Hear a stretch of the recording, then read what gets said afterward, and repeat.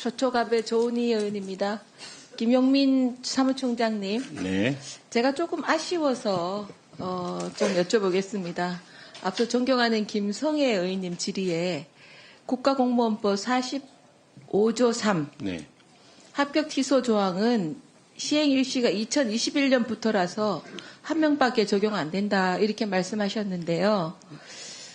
2021년 12월 8일. 21년, 네. 근데 같은 국가공무원법 바로 윗조항을 보시면요.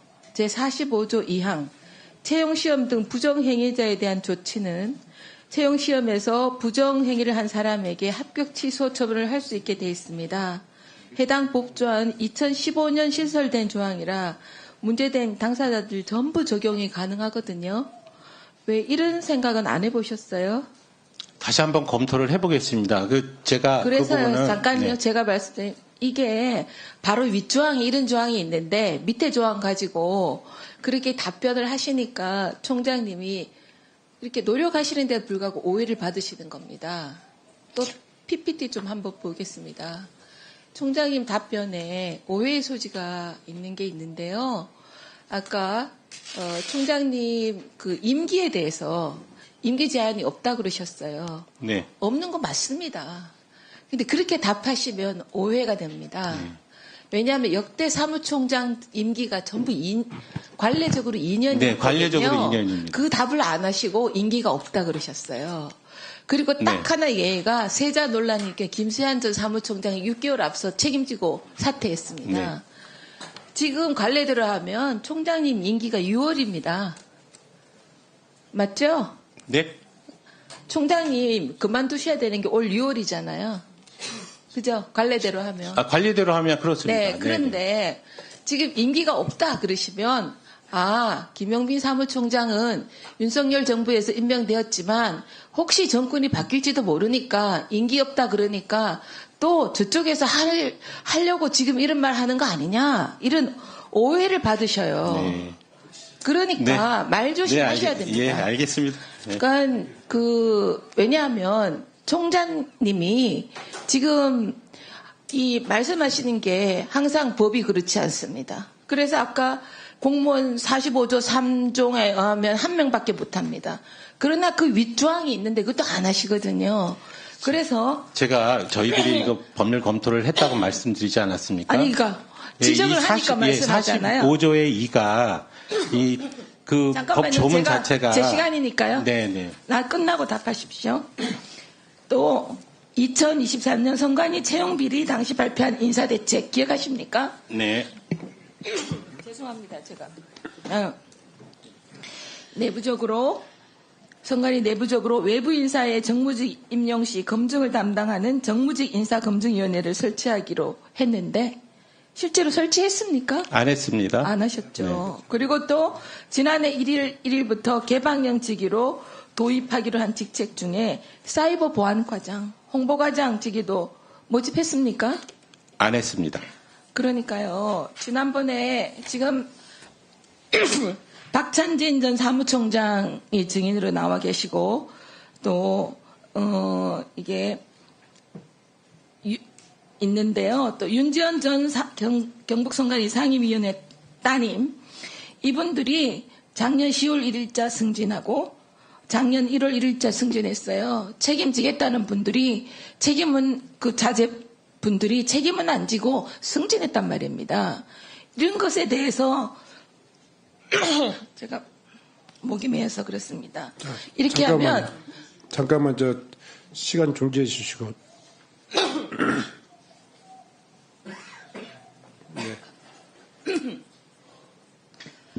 이렇게 징계는 안 하고 승진시키고 그리고 하겠다고 개혁 조치하겠다고 하고 안 하고 그리고 법조항도 법 전문가이니까 그냥 국민들 잘 모르니까 그렇게 하시고 그러니까 지금 선관위가 불신 받는 겁니다. 후보자님. 이런 선관위의 현재 주소에 대해서 어떻게 생각하십니까?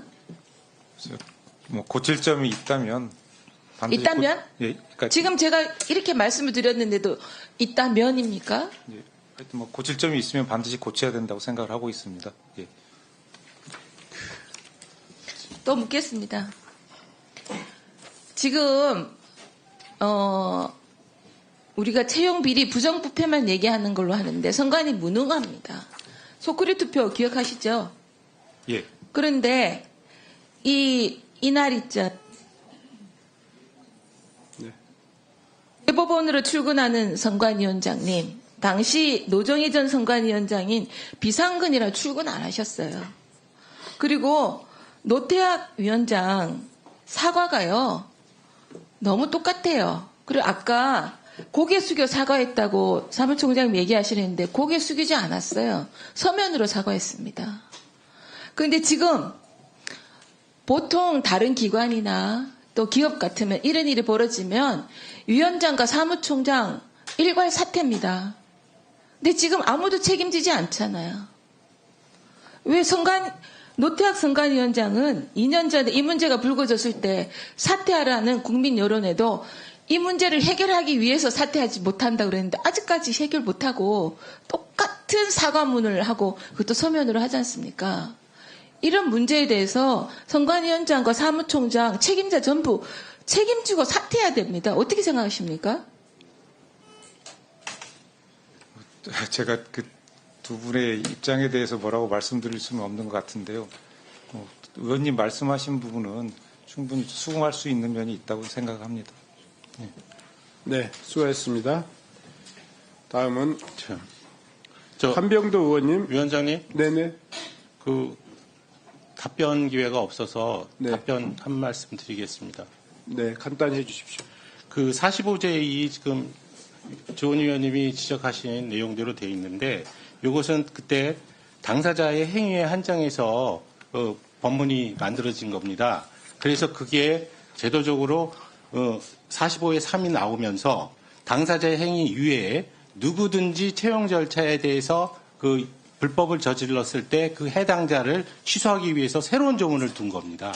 그래서 요 45제 2가 적용되기 위해서는 그 당사자의 행위에 의해서 채용 절차 안에 위법한 것이 들어가 있어야 됩니다. 그래서 저희들이 이 부분을 보다가 이거 가지고 안 되겠다고 해서 이제 검토가 이제 진행이 된 것이라는 점을 말씀을 드리겠습니다. 그리고 그 정무직 공적심사위원회를 실시하지 않은 것은 실제적으로 중앙위원들 사이에서 의견이 갈렸습니다. 그래서 제가 취임할 때 당시에 직접 위원회에서 저에 대한 청구 절차를 바로 진행하는 바람에 더 이상 그 논의가 진행이 안 됐었던 거고요. 그다음에 저희가 그 개혁 방안 중에서 하지 않았다는 전문직 그 채용, 이 부분은 사실은 채용 비리하고는 관련이 없는 부분입니다. 홍보 전문가나 미디어 전문가 이런 부분들이었기 때문에 저희가 실제적으로 그런 전문가들을 지금 피용할 필요가 없어서 안 했는데 앞으로 개방직으로 운영하겠다는 것은 맞습니다. 예.